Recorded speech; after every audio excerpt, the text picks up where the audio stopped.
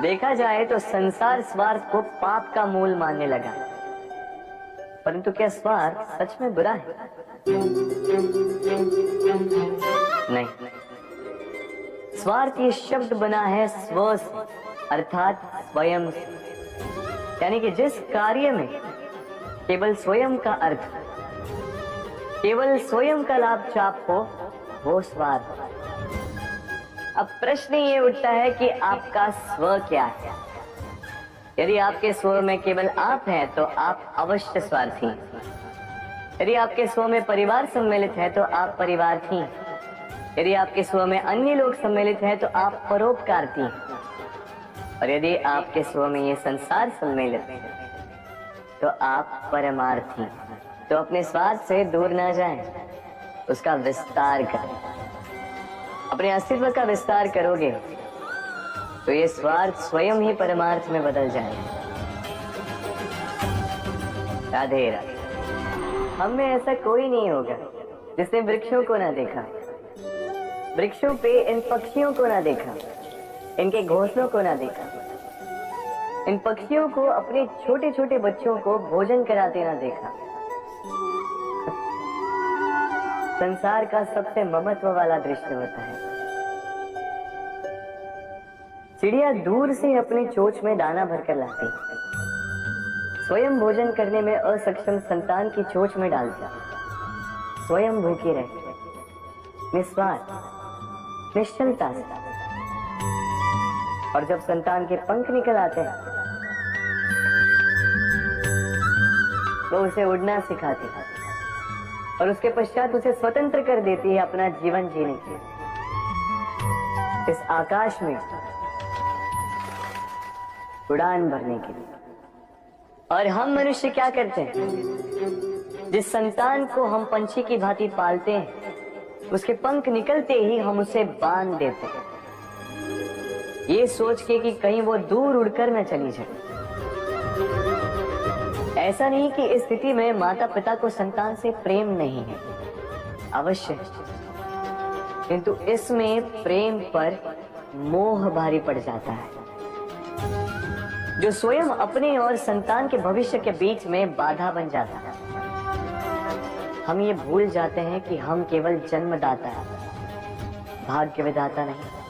तो जब प्रेम में मोह आ जाए तो वो प्रेम नहीं, स्वार्थ बन जाता है।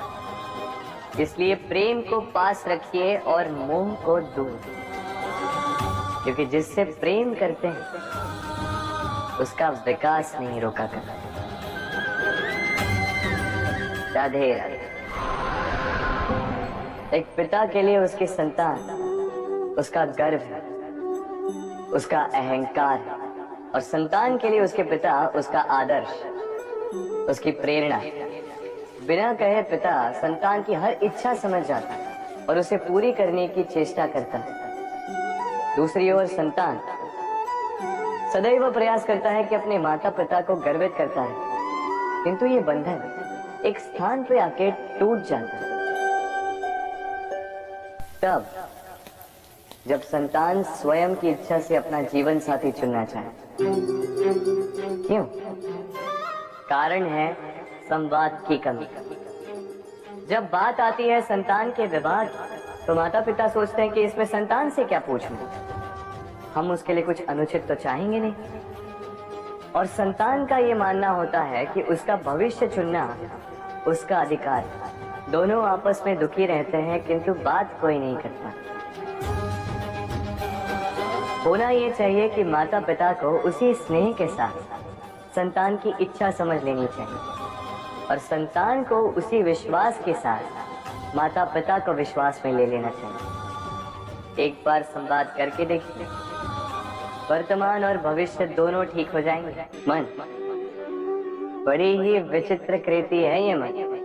शरीर के किस अंग में बसता है कोई नहीं जानता, किंतु संपूर्ण शरीर इस मन की इच्छा साकार करने के लिए प्रयास करता रहता है। अब यदि मन कुछ खाने का करे तो व्यक्ति उसकी वनो उपवनों की इच्छा साकार करने का माध्यम ढूंढता रहता है। अब यदि मन किसी को शत्रु समझ ले तो व्यक्ति उसे नष्ट करने का हर संभव प्रयास करता है। अब यदि मन किसी से प्रेम करे तो उसकी प्रसन्नता के लिए हर सीमा लांघने के लिए सज्ज रहता है, परंतु जीवन सुखद हो इसके लिए आवश्यक है कि मन खाली हो। इस बांसुरी की भांति भीतर कुछ भी नहीं, न राग है न द्वेष, तब भी तार छेड़ने पर स्वर निकलता है। इसी प्रकार मन को भी भावनाओं से मुक्त रखना आवश्यक है। स्मरण रखिए, मन में कुछ भर के जियोगे तो मन भर के जी नहीं पाओगे। राधे राधे। मनुष्य का स्वभाव है कमाना, संग्रह करना, फिर चाहे वो धन हो, नाते, संबंध या हो प्रसन्नता। परंतु क्या आपने कभी सोचा है नियति ने ये संग्रह करने की प्रकृति मनुष्य में क्यों डाली? एक बीज से पौधा पनपता है, उसके भोजन से फल संग्रहित होता है। क्यों? इसलिए ताकि वृक्ष उसे स्वयं खा सके? नहीं, बल्कि इसलिए ताकि वो भूखे जीवों में बांट सके। अब आप पूछेंगे कि इसमें वृक्ष का क्या लाभ? लाभ है, क्योंकि जो बांटता है वो मिटता नहीं।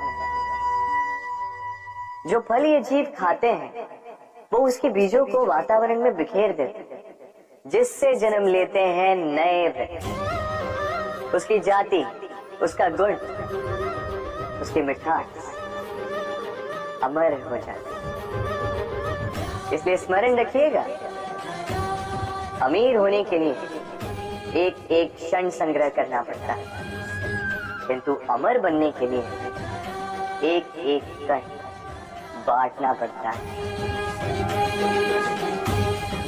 राधे राधे।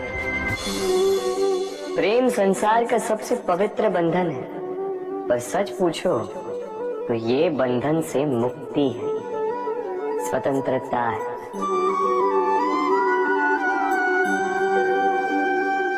नहीं समझे? समझाता। यदि कोई आपका प्रेम ठुकरा दे, यदि कोई आपका प्रेम समझ ही ना पाए तो क्या होगा? कुछ उदास हो जाएंगे, कुछ छल करके प्रेम पाना चाहेंगे, तो कुछ बलपूर्वक प्रेम पर अधिकार करना चाहेंगे। किंतु यह आवश्यक नहीं कि जिससे आप प्रेम करते हो उसे भी आपसे प्रेम, क्योंकि प्रेम कोई वस्तु नहीं है, न राज्य है न धन जिसे आप बल से अपने वश में कर सकते। प्रेम वो शक्ति है जो आपके लिए हर बंधन तोड़ सकती है, किंतु स्वयं किसी बंधन में नहीं फंसती। तो जिससे भी आप प्रेम करते हो उसे स्वतंत्र छोड़ दीजिए, क्योंकि स्वतंत्रता ही वो भाव है जो जीव को सबसे अधिक प्रिय है। प्रेम सच्चा होगा तो उसे अवश्य समझ में आए। तब तक के लिए निस्वार्थ भाव से प्रेम कीजिए, स्वार्थ हट जाएगा तो प्रेम आ ही जाएगा और मन प्रसन्न होकर बोलेगा राधे राधे। प्रेम, प्रेम विधाता की सबसे सुंदर कृति, परंतु हर कृति को संभालना पड़ता है। अब इसी मूर्ति को देख लीजिए। जब कलाकार ने इसे रचा तब ये बहुत सुंदर थी, परंतु इसके पश्चात इसे संभाला नहीं गया। इसके स्वामी ने इसके देखभाल का कर्तव्य ठीक से नहीं निभाया और अब यह मूर्ति असुंदर लगने लगी। इसी प्रकार केवल कह देने से प्रेम नहीं हो जाता। इसके लिए आपको अपने कर्तव्यों को पूर्ण करना होगा। तो देश की रक्षा, परिवार और संबंधियों की सुरक्षा, संतान को संस्कार, जीवन साथी का आभार, ये कर्तव्य जब तक नहीं निभाओगे प्रेम से दूर होते जाओगे। तो यदि प्रेम का अमृत पाना है तो कर्तव्य की अंजलि बनानी होगी और मन से कहना होगा, राधे राधे। जब भी प्रेम की बात आती है, हम सबसे पहले मन में एक नायक और एक नायिका का चित्रण कर लेते हैं। क्यों? आपके साथ भी यही होता है ना? पर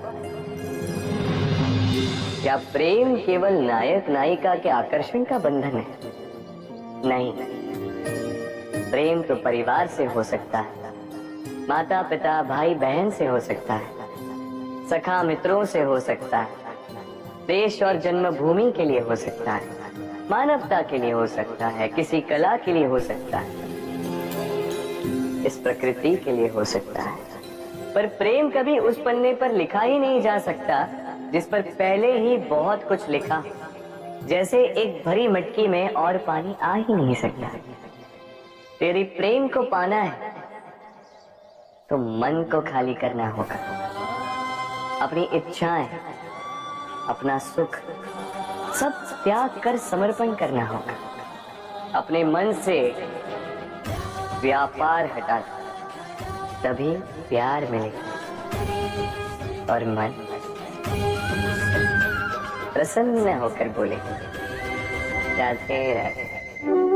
मेरे आसपास ये वृक्ष, ये पौधे, ये पुष्प देख रहे हैं, है ना सुंदर? क्योंकि आपने इन्हें देखा है। इसी प्रकार जब प्रेम की बात आती है, लोग किसी का मुख स्मरण कर लेते हैं। ऐसी आंखें, वैसी मुस्कान, तिरछी भ्रूकुटी, घने केश, पर क्या यही प्रेम का अस्तित्व है? नहीं, ये उस शरीर का अस्तित्व है जिसे हमारी आंखों ने देखा और हमने स्वीकार कर लिया। परंतु प्रेम भिन्न है।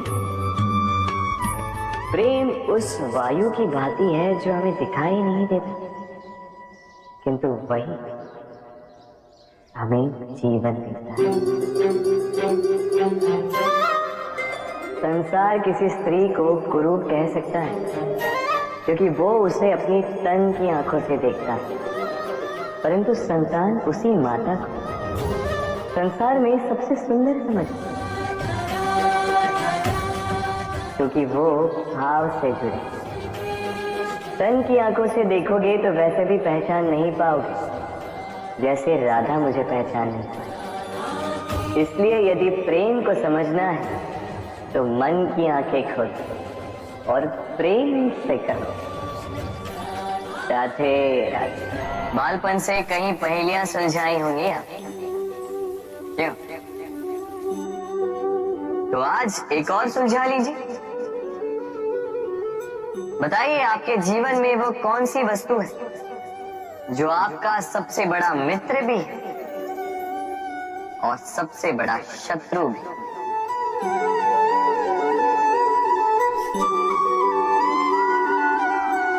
समझदार को एक संकेत ही पर्याप्त है। उचित सोचा आपने? वो वस्तु है समय।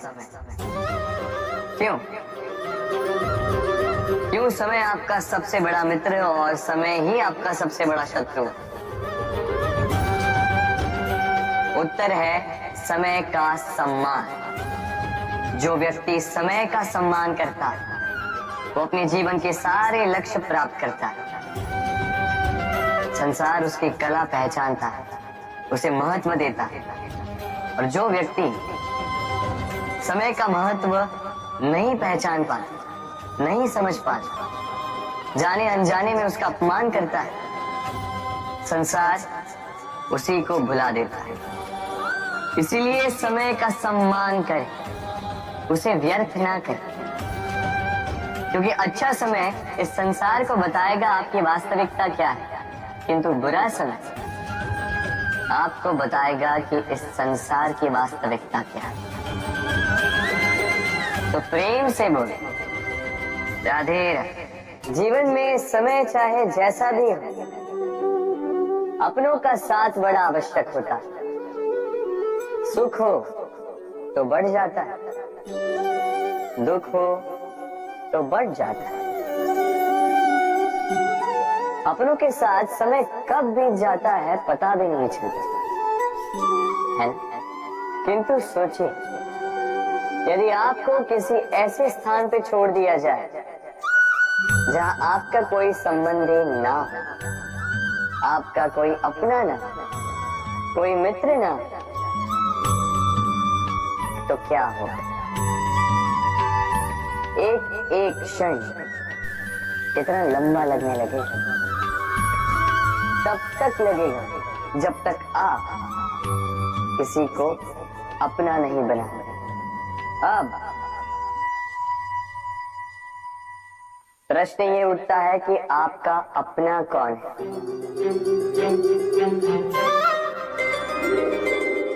वो संबंधी जिनके साथ आप रक्त से जुड़े, या वो मित्र जिनके साथ आप बालपन से पले बढ़े, या वो सहकर्मी जिनके साथ आप काम करते हैं? नहीं, अपना वो जो विपत्ति में काम आए। अपनों की परख समय की कसौटी पर की जाती है। स्मरण रखिएगा, अपनों के साथ समय का पता नहीं चलता, किंतु समय के साथ अपनों का पता अवश्य चलता है। तो प्रेम से बोलो राधे राधे। यदा यदा हि धर्मस्य ग्लानिर्भवति भारत अभ्युत्थानम् अधर्मस्य तदात्मानं सृजामि। जब जब धरती पर पाप बढ़ता है, धर्म की हानि होती है, तब तब मैं आता। ये तो आप सब जानते हैं, किंतु क्या आपने कभी सोचा है कि क्यों मैं इस धरा का जीव बनकर ही अवतरित हूं? क्यों मैं मनुष्य के रूप में आपके बीच में रहता?